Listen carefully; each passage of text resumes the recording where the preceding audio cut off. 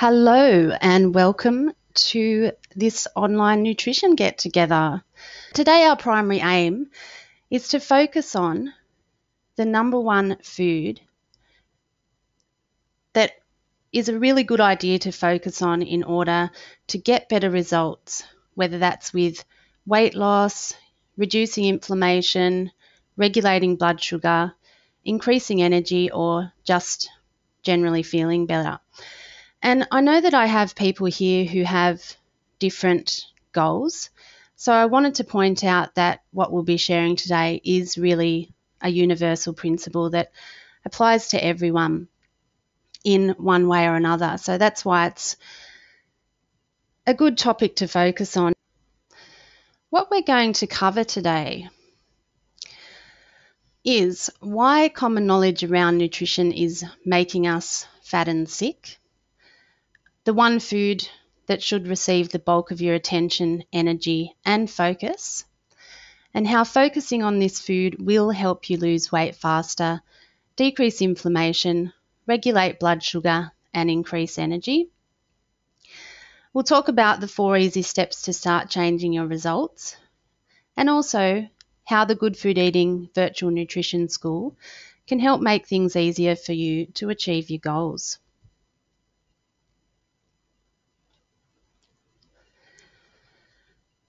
Our landscape of food has really changed rapidly over the past 20 to 30 years, and along with it, so has our health. And so there's many questions we really need to be asking.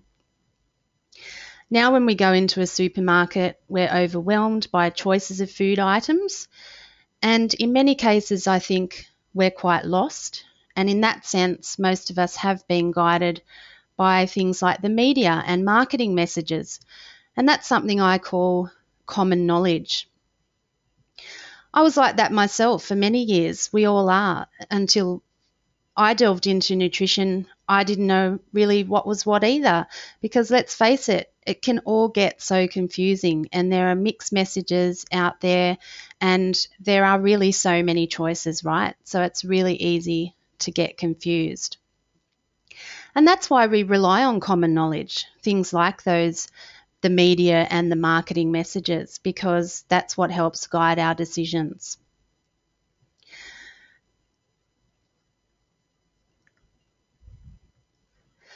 But common knowledge is only the tip of the iceberg.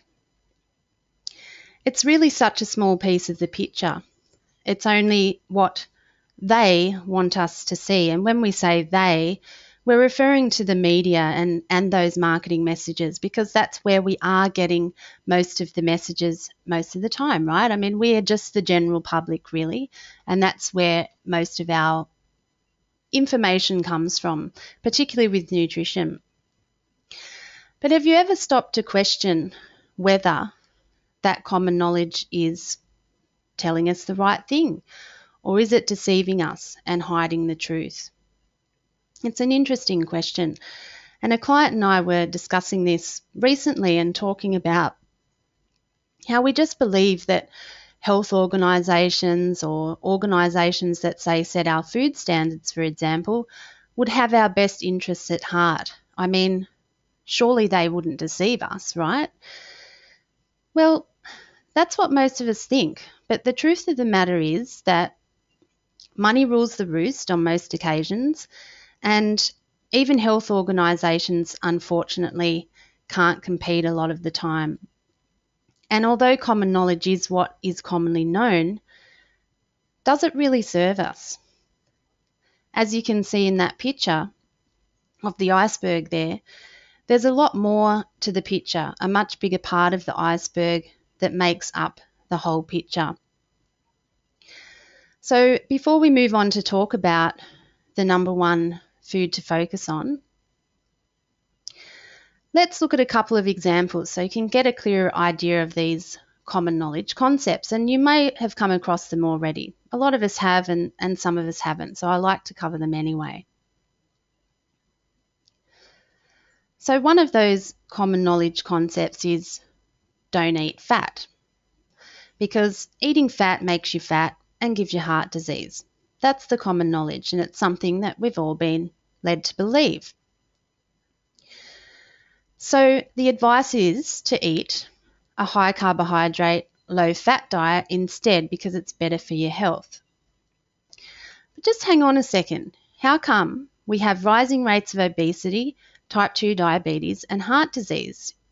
That's an interesting question because if this was good dietary advice, these things wouldn't be occurring. And the reason for that is it's a myth. We do need fat for hormone production and other really important physical functions. And one of the common things is, to eat fat-free products. That's been something that's recommended to many of us. But let's look at the ingredients in this 99% fat-free mayonnaise. One of the first ingredients is sugar. And if you know anything about reading food labels, the first ingredient is what's mostly in the product. So it goes in descending order of the quantity in the product. So often what you'll find is in fat-free products or diet products is, although they've taken out the fat, they usually add sugar, which is very problematic because people are being led to believe that fat is causing weight gain when it's actually sugar. So a lot of the time we're not doing ourselves a favour, or the public, and maybe that's you, or maybe you're not eating these foods, but some people still are and others aren't. I know we have different people at various levels today, so we'll cover these things anyway.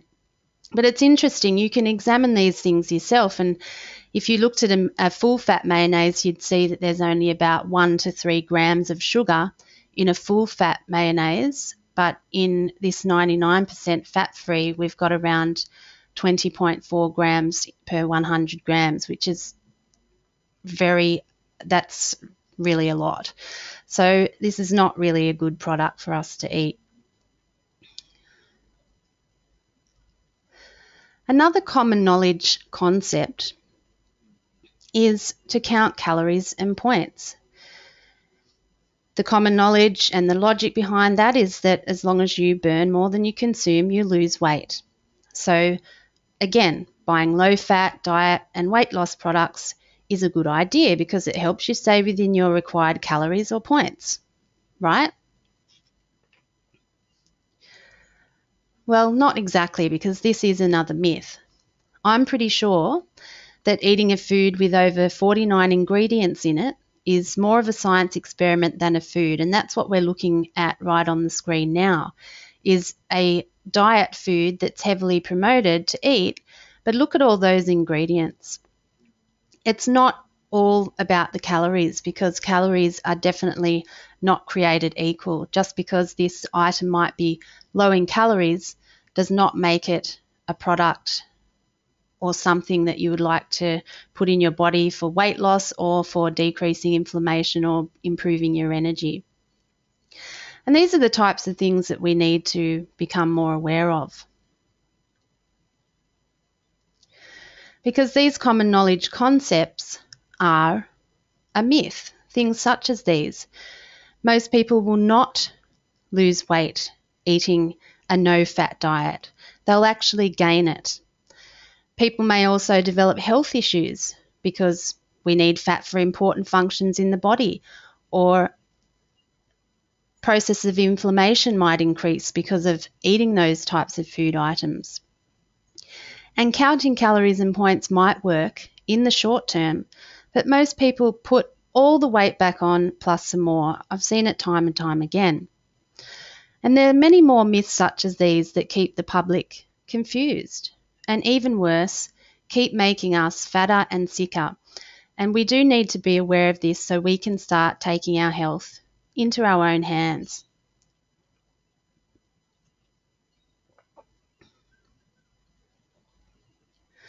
So what one food should receive the bulk of your attention, energy, and focus? It's carbohydrates.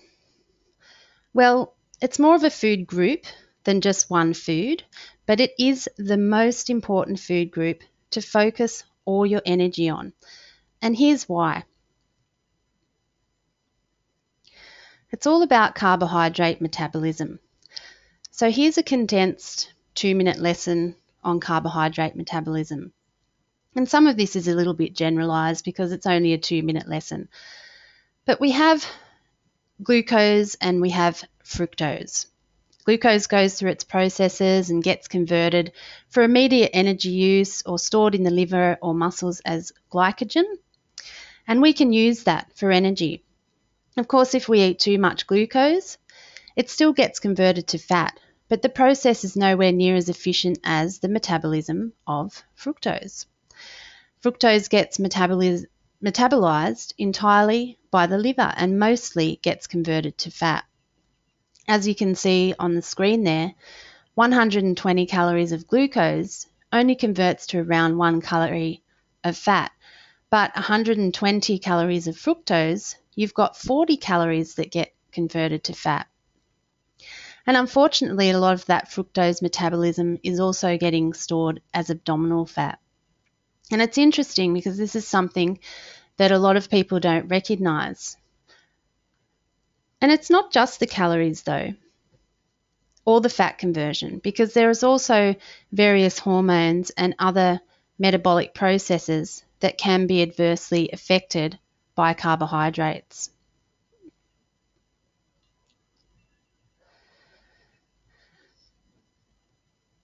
Carbohydrate metabolism and the process can drive increased inflammation. Excess carbohydrates, particularly the wrong kind of carbs, can also trigger inflammation because of the link between various hormones, fat cells, and metabolic processes. And once stimulus begins, and if it goes unabated, various biochemical reactions occur in the body, and they continue to occur that lead to chronic and persistent inflammation. Lots of things in our diet can be a stimulus, and carbohydrates are not the only stimulus, but they are one of the big ones for many of us, and it's certainly a very important area that we can all have more focus on to try to reduce inflammation as well, because increased inflammation is very problematic for numerous reasons.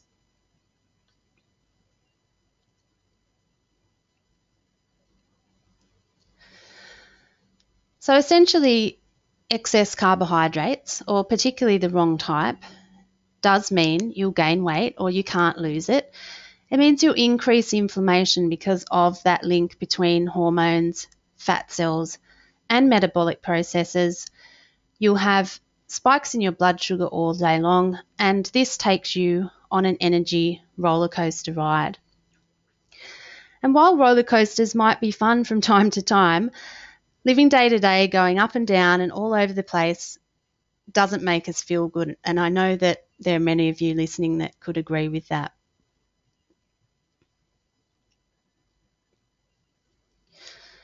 But we're not talking about following a no-carb diet or even a low-carb diet. It's certainly true that reducing carbohydrates will partly help to solve the issue, but there is something that is far more important, and that is quality. It's all about the quality of the carbohydrates you choose to eat. This is the most important thing to focus on. If you focus on carbohydrate quality, you will find that you'll lose weight faster, you'll reduce inflammation, you'll regulate blood sugar, increase energy, and you'll also have improved health as well.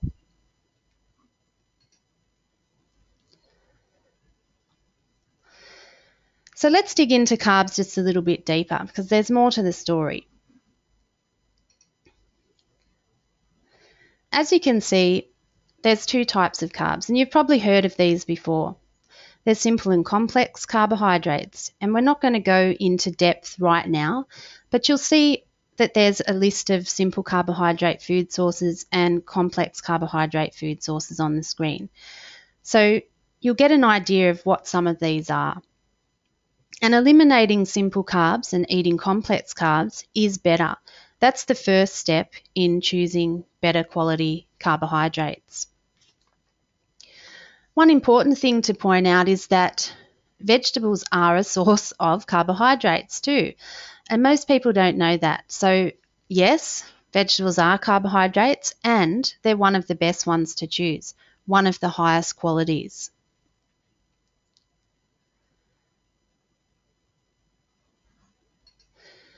But there's also more to this picture.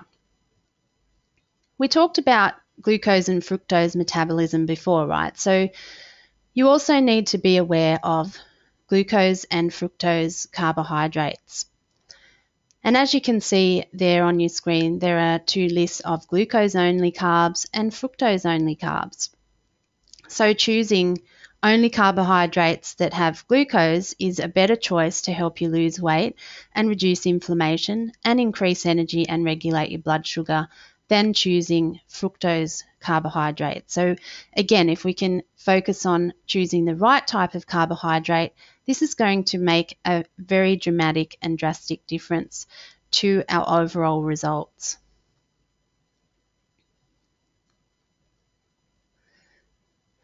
So hopefully you're not confused.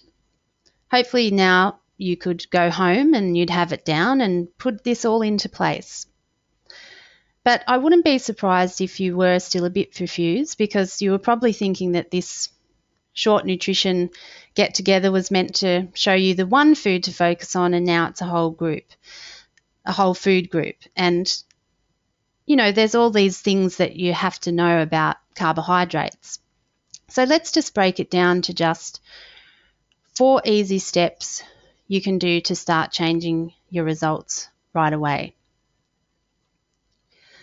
Number 1 is that vegetables are your number 1 main priority and source of carbohydrate. So the goal is to really load up your plate with vegetables as much as you can, and you really can't get enough of them. There's loads to choose from, so there's no excuse to get bored. And the reason why we want to be including them is they contain lots of fiber, which is a very powerful anti-inflammatory. They also contain vitamins and minerals and polyphenols, enzymes, and other powerful nutrients that have very powerful anti-inflammatory effects. And this helps us lose weight, decrease inflammation, and decrease the symptoms of many conditions as well. So number 1 is that vegetables are our main priority. Don't wait till dinner to eat them. Include them at breakfast, include them at lunch, snack on them, include them wherever you can. They really are very fantastic, and just in a short amount of time, you will see how much it can improve your health when you do start including more vegetables into your diet. It's certainly not the easiest thing to do for a lot of people, I know that. Generally, people don't get enough vegetables, and so it can be a bit of a learning curve like anything, but it is possible, and there's plenty of ways that you can learn how to do that. Include more of them, that is. The second thing is that you want to eat fruits in moderation. Really, it's best to keep it to a maximum of 2 pieces a day. And I see people loading up on the fruit, but you don't want to go overboard with fruit, because fruit is high in fructose. And we know why that's not so great now when we've talked about glucose and fructose. There are also high and low fructose fruits. So you can choose fruits that are lower in fructose, and why we're not going to go into that right now, that would again be a better option for your fruit sources. But you want to keep the fruits fairly limited. The third step is to choose from mostly gluten-free whole grains, but you want to eat those in small quantities, in small portions. And this is not such an easy thing to do either, because we've all become accustomed to having our meat on a huge bed of rice or pasta or something of the like. But although these types of, our grains and things have become a staple, we want to try and reduce these and not have them as a staple at every single meal.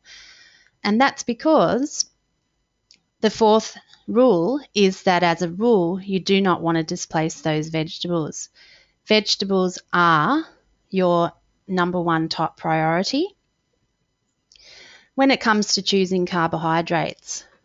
So if you stick to that, you'll be getting the highest amount of vitamins, you'll be getting minerals, you'll be getting all that fiber, the flavonoids, and all of those components that are just so essential in helping you to achieve that weight loss and reducing inflammation, regulating blood sugar, increasing energy, and improving health.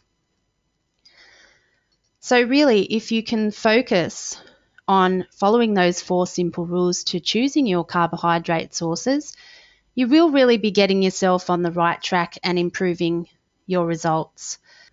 What we've covered today is why common knowledge about nutrition is making us fat and sick, and what the one food should receive the bulk of your attention, energy, and focus. And trust me, it really, really just makes such a difference. How focusing on this food, and it will help you lose weight faster, decrease inflammation, regulate your blood sugar, and increase your energy. And we've also talked about the 4 steps to changing your results. And if you use those steps, I know they're really basic, but sometimes we just need those really basic things that can actually help us, to stick on track and choose those right carbohydrates. And they're just 4 really simple rules that you can follow. So it sounds pretty simple, right? But how come it seems so difficult to do? Well, that's because, again, this is a small part of the picture as well when it comes to nutrition, and some people need help to implement this process, even though it is simple or it sounds simple. Carbohydrates tend to be one of the most addictive food groups for us, and some people need more support, and some people also just need some personal tips on specific issues. So I wanted to talk about how to make it easier. Because would it make it easier if you had access to really valuable nutrition training like this at your fingertips? That way you could get the right type of information you need to achieve your goals. And would it make it easier if you had access to food lists, detailed ones like the ones we looked at before? And that way you don't have to guess. And it really saves you time as well in searching the internet for hours on end trying to find out what's best. And would it make it easier to have food alternatives and ideas to help make eating easy and more fun? And that way you don't have to struggle and you can simply follow the steps laid out for you. I know this helps many people. And that's why the Good Food Eating Virtual Nutrition School is exactly the kind of place that perhaps could help you. You'll find that inside our Good Food Eating Virtual Nutrition School, it's a membership site, but it's got this kind of valuable information inside, stuff like this that can help you. For example, in our carbohydrate module, we've got short videos, we've got detailed food lists, and we've got action tips and food alternatives and ideas. So we help to make this process easier for you instead of more difficult. We have got the doors open now for new members. What's the class we're opening? It's called This Is Not a Diet, and it's our first class that we're running in the Good Food Eating Virtual Nutrition School. And for you, this could mean the beginning of a new you. This class does have a strong weight loss focus, but it contains lots of nutrition fundamentals like the ones we've talked about in today's nutrition session, because it's really all about setting the stage for successful long-term change. I'm really all about long-term change. And I think this is a great time of year to get started on this so you can enter 2015 with the right things in place and ready for feeling great in the new year. So there's a lot to look forward to inside the Good Food Eating Virtual Nutrition School as well, because we've got This Is Not a Diet, which is running very soon. But in January, we've got a goal setting 101. So we're going to be really digging into getting our goals set and having the right headspace early in the year. And then starting in February, something I'm really excited about is I'll be running a class called the Anti-Inflammatory Startup. And it's going to really focus in on reducing inflammation, which is really so important. And it can help really rapidly increase results on every single level as well.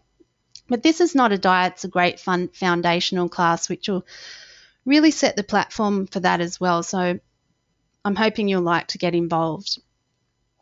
And you can find out information about this at virtualnutritionschool.com, or you can just go to the Good Food Eating website at goodfoodeating.com and you'll find links on the homepage. But let me just talk about This Is Not a Diet in a little bit more detail so you can get a look at what the class is going to cover.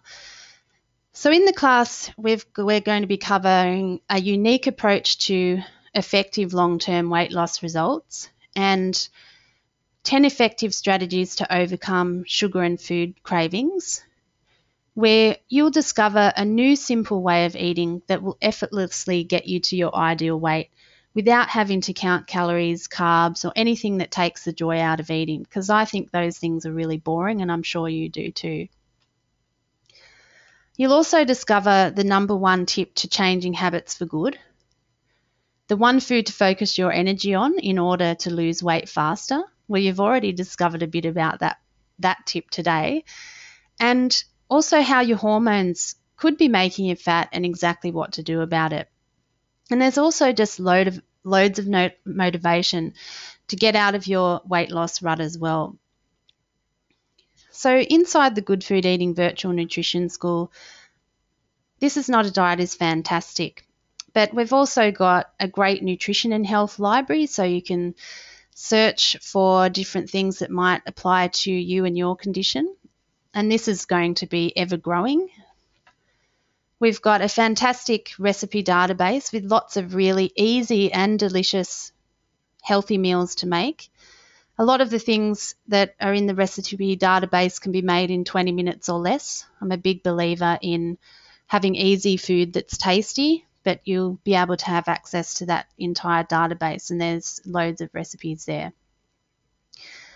We have got cooking classes and tips and techniques on the way for people who find it a little bit more of a struggle to cook, so you'll be able to access that in the near future. And most importantly, one of the great features that we do have is a community forum.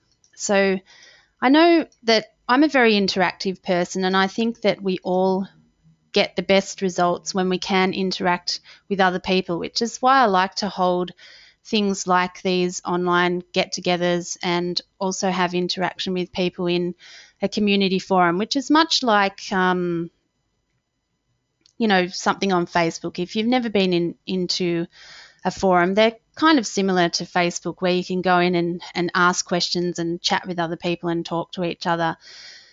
And I find that it's just one of the best ways to get the most out of programs, and it's also the best way to get personal support at a fraction of the price of what you pay to see, say, a nutritionist or a specialist or participate in a program that you would do face-to-face in your local area. And so in that regard, there's personal support. I'm a very hands-on person. I'm in our community forum every day talking to members, and you will get personal support from me and also other members of the community, and it really is just such a fantastic thing.